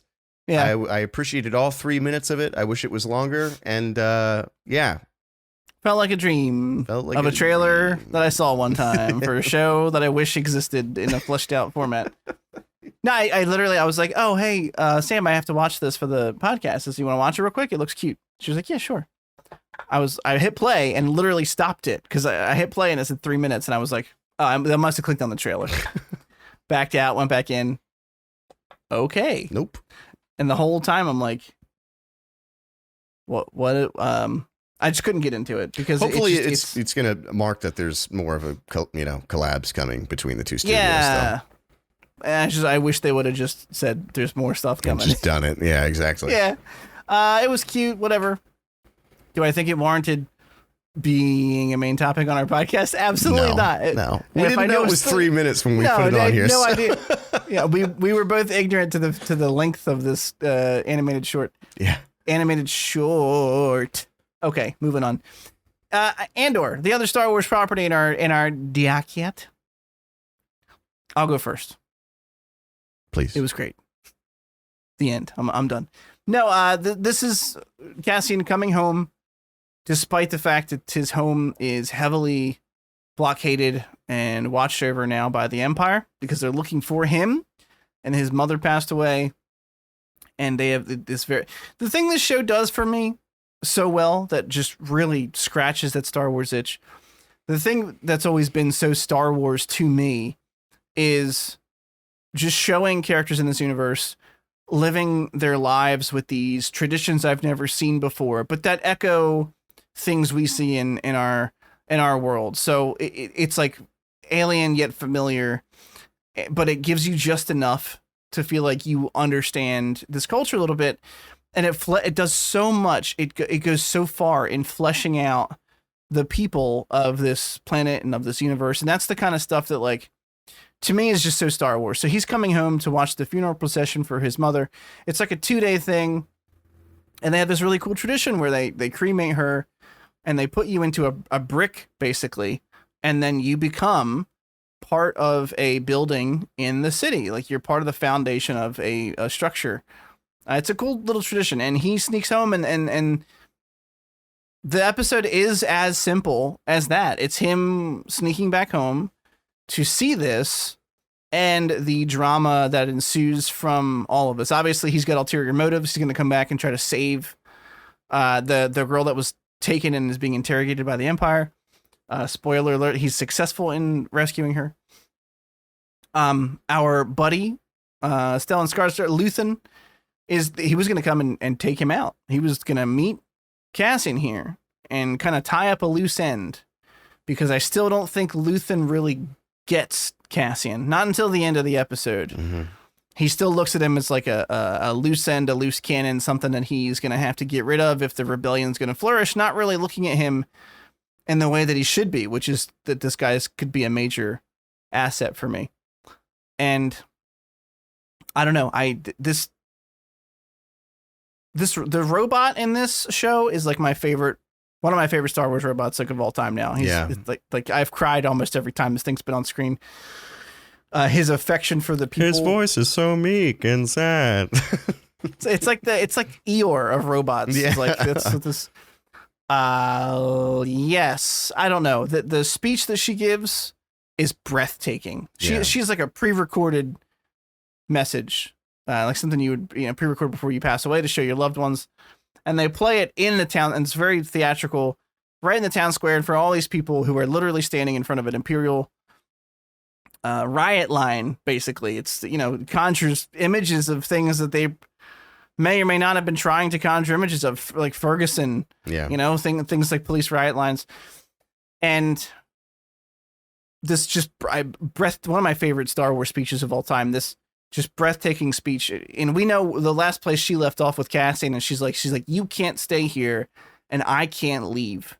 And she knew she didn't have long left, but she knew that as long as she had left, she was going to use it fighting the Empire. And she does that past her last breath with this speech. And she keeps having, I'm not going to word for word it, but she keeps having these really nice refrains of like, and we were sleeping. Mm-hmm. And this speech is like watching like a song play out.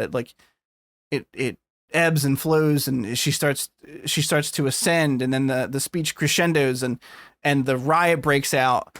And you see all these faces that we've seen, all season around his town be shot and killed, a lot of them by the Empire, but they do some damage. I feel like I'm rambling about it. I really love this show.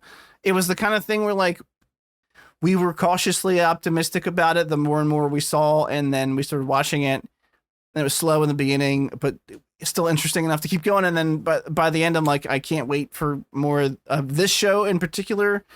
And I hope that they do more Star Wars stuff like this in the future, because it's just awesome. I don't know. It's fantastic. I love this show. Like, I don't know. I'm not, like you said, I'm not going to touch on like everything that happened. I just love this show. It really surprised me, especially initially. I was a naysayer for it, and by episode 3, it hooked me, and it just never stopped getting better since then. It's been difficult to be a Star Wars fan for a couple years now. Not that I think it's all like dog shit or anything. I'm not one of those, but it's just like the quality is not consistent. And to see something like this come out and to like feel this feeling that I sort of put away for a long time, which is like the guy who wears Star Wars shirts and is like proud to talk, I just feel like I'm becoming a Star Wars fan all over again. And it's because of just the great writing in the show. Her speech, I think what was so great, and I'm paraphrasing because I don't remember the exact wording of it, is she had said something like, I just think it highlighted a really, again, I think what this show does really well is it shows like, it doesn't just say, hey, the Empire's evil, so we have to stop them. It shows you how and why they're evil and what they're doing that's evil. And she says, I remember first hearing our songs and lifting up our history or something like that. And like she's just talking a lot about the culture of Ferrix. And, she mentions like, oh, we kept the trade routes open. So there is like still like the economic aspect of it. But what she's saying in the speech is like, they've taken our soul, like they've taken the culture of who we are and the things that we're proud of in ourselves and the things that make us us, and they're taking it away from us pebble by pebble so that we don't notice it's happening. And it was so, again, it's just another way of showing, we see how they're like funneling money out of this system and that system, and this was just another great way to show like, we forgot, like you said, she said we were sleeping, like we've forgotten who we are, and it's time to wake up, and it's time to fight back. I think she says her last line was like, if I could do it again, I would fight the Empire from the beginning, or something like that. It's just a tremendous show, and the writing is so good, and I'm happy. I'm not gonna, like switch teams here and say like I wish there were more than 2 seasons. I'm really. It seems like they knew exactly what they wanted to write out, and I cannot wait for season 2. This was like a 10 out of 10 show, and I feel like there's so many people out there that are jaded Star Wars fans that will not watch this just because they think it's got to be another one that sucks, or another one that could have been a movie instead of a show, or another one that, and like, I get why you feel that way, but for the love of God, if you're listening to this, watch this incredible show. It's such an emotionally rousing show. Like, I can't even, I wanted to ask you, I always want to make sure, I need to like, you're like the steel temperer for my cunty, film snob in me. So at the end of not this episode, but the previous one, when he finds out that she died, and the very end of the episode, he's sort of standing on the beach. It's dawn, the sun's coming up, and it does the over the shoulder shot to the sunrise, which is covered by clouds, so you don't actually see it. Was that a reference, like an inverse reference to the iconic New Hope sunset shot of Luke? Because it looks kind of exactly the same.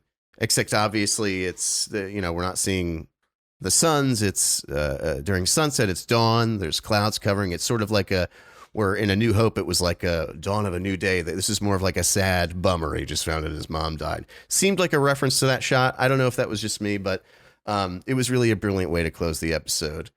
The references I were seeing was not to the famous shot from Luke, but to Cassian's own final moments, because he's also on a beach. Right. Okay, yeah, well, that's a good point. I hadn't thought of that. Which, if it is related, was just beautiful. Yeah.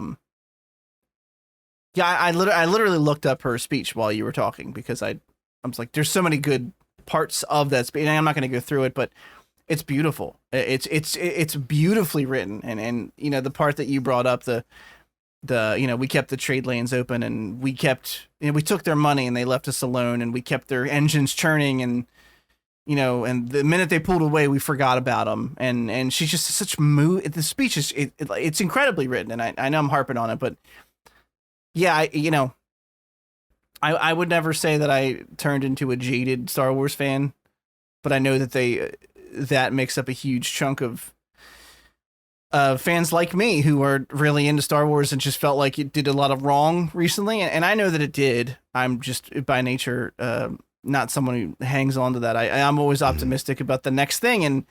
And God damn, I'm happy that this one panned out the way it did, because this is just we at the Cynical Nerd could not recommend this show any fucking more than we have already done the past week after week after week. So if you haven't watched it, please go watch it.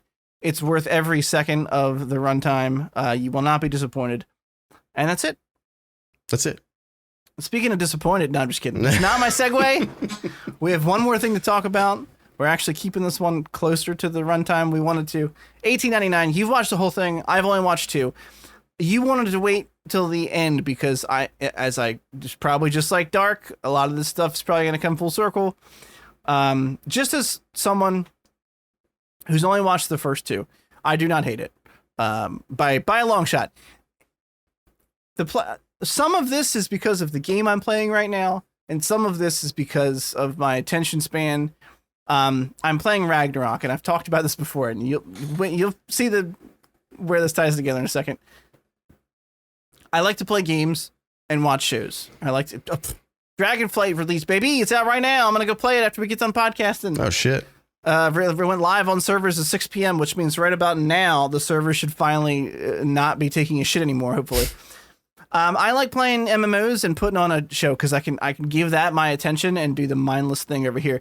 I can't do that with Ragnarok, not only because the story's been wonderful so far, but even the moment to moment, even when I'm exploring and just trying to get the shit off the map, which I'm loving that part too, they constantly have interesting stories that tie into either Kratos' past or Mimir's past or Freya's past, and I just want to hear them. So like every 5 seconds, I'm fucking pausing whatever I'm watching. And this has been part of the issue with 1899, and it's not 1899's fault. And it's also not a dig at 1899, but I started this show on Netflix. Everyone's talking English. And I went, wait a second. because I know the creators of the show are German, and I know a lot of the guys in the cast are from Dark. Well, not a lot, but some of them from Dark that we know. Some of the main characters speak German, and I was like, why is everybody speaking English? And then I checked the subtitles. Netflix, look at me, Netflix. I know you're our sponsor this week, but I'm still mad at you. Stop. I don't know if this happened to you, but it defaulted to English. Yeah, us too. Sub dubs for me, and I went. Dark huh? did the And I same had to- thing. Yeah. Oh, really? It's like Okay. the default one for some fucking reason. So I turned it off because that's stupid. I think I remember like in the trailer it showing me that like there's a bunch of different languages being spoken. This show is like it's like a Rosetta Stone lesson wrapped in a mystery. It's like the premise is really cool, and I'm waiting for the hook. And I'm not saying it's not good. I actually am really into it. It's a beautifully shot show so far. All the actors are talented, but I'm still at the point in the show where the show comes off a little try hard to me because I know what Dark was, this wonderful show. This show so far has felt like they're just trying to throw left-hand curves at me to make like, oh, what's the ridiculous shit that's going to happen this episode that makes me go, what? But I'm still in that early stage where they're lobbing these things that are kind of unrelated together to help paint this bigger picture that I know. This might sound completely stupid by the time I watch the whole thing, will come together at the end. So right now, I have so many more questions than I know what's going on. There's questions just about who understands who. Like, I'm waiting for that to be a reveal at the end. Like, oh, he knew Italian the whole time, you idiot. Even, there's been a lot of like who understands who. There's literally English, Danish, Italian, German. There's a ton of languages spoken on the same boat. But the premise is cool. Like, I explained it to Samantha and like reinvigorated myself. Like, I was finishing the second episode yesterday, the day before, and she was like, what's this show about? She doesn't watch all the podcast stuff with me. And I said, well, it's this passenger liner, early 1900s, 1899.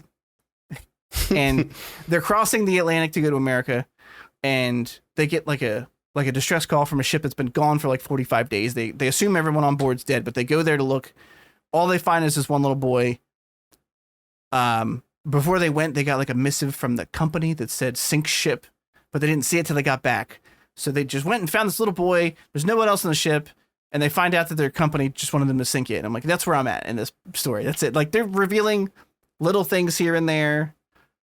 But so far, it's a complete mystery to me still. And I'm enjoying it. I will watch more. Actually, I should be able to finish it before next week. So we should be able to have the full conversation. That's not just me rambling about all the little tidbits. But, yeah. I will say this. Of weird shit. Of course, without spoiling anything, I did with this get to a point around like episode maybe, because I think it's 8 episodes, probably like 5 or 6, where they had thrown so many questions, so many more questions without enough answers that I started to get a little like, come on, like give me something here. Ultimately, in the end, I found the way they wrapped up season 1 to be like it was satisfying. They didn't answer every question because I'm assuming they're doing more seasons. Okay. But I don't really want to say too much. I really liked it. I gotcha. I really liked it, in fact. But for anyone listening, speaking of, because you had mentioned that it defaults to the English dub.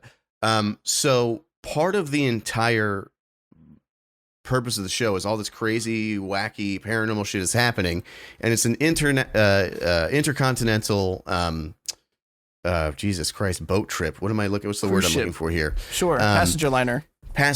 And so like there are people, like you said, speaking all different languages, and part of the thing is like some people have figured out this part of the mystery, but they can't communicate it to this person because they don't speak the same language. So when you boil it all down and make everyone speaking English, it literally makes scenes not make sense, because there's some parts where people are like, one person's trying to say like XYZ to someone, and in the original language, they don't understand each other. But when it's all dubbed over in English, it just doesn't translate well because they're literally speaking the same language, but they don't understand each other. It just comes across as stupid. So it really does defeat the point of, well, one of the sort of gimmicks of the show, to watch it in the English dub. That being said, because it's a multi-continental ship, there are a lot of people on the ship that speak English. So a lot of it in its actual original language is spoken in English. I'd say probably about half of it. I was happy to see the guy that the main star of Dark. I didn't know he spoke English. Jonas, I should have expected he did, because most Germans can speak English because we're the dumb ones and their country forces you to be bilingual, which is a great thing for a population in general. Let alone just like your brain. It's just like a scientifically proven fact that your brain works better when it's forced to learn more than one language. Yeah. But I liked it though. I think it does what Dark did really well, which is that it just makes you really give a shit about the characters. And that as I get older, like I kind of, to be honest, I care less about story and more about like what characters do within the story. Like every story's the same thing, right? Something happens and then you overcome it and then that's the end of the thing. Like that's what every single story is. So like seeing characters sort of react to those things that happen and the way that they sort of co-develop is more interesting to me than really what's happening overall. And it did that well. And I hope that you like the rest of it. We kind of have a lot on the docket. So if you don't finish it by the end, I don't want you to feel like you're eating up your whole life trying to watch this show. But no, I mean, we're talking about the RDJ thing. Mm-hmm. You were going to watch Spirited, which I've already seen. Mm-hmm. And we were going to watch Doom Patrol. So realistically, it's like Doom Patrol and the rest of 1899, unless we have something else that I'm not remembering, which is possible because sometimes that middle of the weekend, I'm like, oh, fuck, this came out. Because we're big dummy dumbs. I messed up my own joke in the beginning. I said Rosetta Stone wrapped in something. But I had planned on telling you that I thought was clever, as I was going to say, this show is like a Rosetta Stone lesson wrapped in melancholy synth music, because that's like, like every time I glance down the subtitles, it's like melancholy synth playing. Again, I'm not shitting on it. I like it so far. I'm at that stage in the show where it's just a question after question and I'm not getting answers. Yet I know it's because it's early, but that if it goes on too long can be grating. And annoying to watch. I remember reading some of the reviews early for this, and they were saying like the tone was just always so serious that it's like can become taxing after a while. Mm-hmm. And I can see where someone would write that, but so far that doesn't bother me. I don't mind if a serious show takes itself seriously. That's like well, why wouldn't it? What do I expect? Someone to start riffing jokes in the middle of this shit? This weird stuff happening. Anyway, well, I'll try and finish that up for next week. We'll see what else we have. But until then, Derek, my friend, where can everyone find you? They can find me on Twitch and Twitter at Dr. Gloom MD. That's DRGLOOMMD. I'm going to try to get this. I think I said this in the beginning. I'm going to try to get this Arkham Asylum thing figured out and hopefully stream Wednesday. This will be airing tomorrow, which is Tuesday. So that's still enough of a warning to any of the listeners. Yeah. Probably around like 8 o'clock, I'd get started. And then, like you, I'm not going to do like a 5 days a week thing like I was pre-Odin, but 2-3 nights a week doing a little stream could be fun. So come say hi. Be a good time. Come show me your dick. and the balls. And the balls. Don't forget the balls. They're important too. It's your PSA for the week. You can find me on Twitch and Twitter. And I just made my own TikTok, but I don't know if I'm going to actually post to it. But I like saying that I have one. That's where we are right now. Right. At Crispy Mana on all the handles. No one else took it because it was like my 14th choice, which is why no one else took it. But I am actually happy with it. I've been sitting with it for a couple days now. It's actually like growing on me. I liked it at first, and I've only started liking it more. I really love my mascot, Lord Crispy. And I thank him for coming in. I got some new cool animations coming up pretty soon. You can find me at CRISPYMANA. ISPY. Yeah, I said that right. Okay, cool. I didn't even practice that. Got it in one. And now I'm going to go back and play Ragnarok. Me too. And Dragonflight. I don't know where I'm finding time for all this. We'll see you guys next week. We'll see you then. Until then, do stuff with your life. Don't sit there. Yeah, do something pretty. Clean your room. Get out of the house. Start with cleaning your room, but then maybe go for a walk. Start that diet you've been thinking of. Yeah. Take care of yourself. Yeah. Do We it for love you. All right, bye. Bye.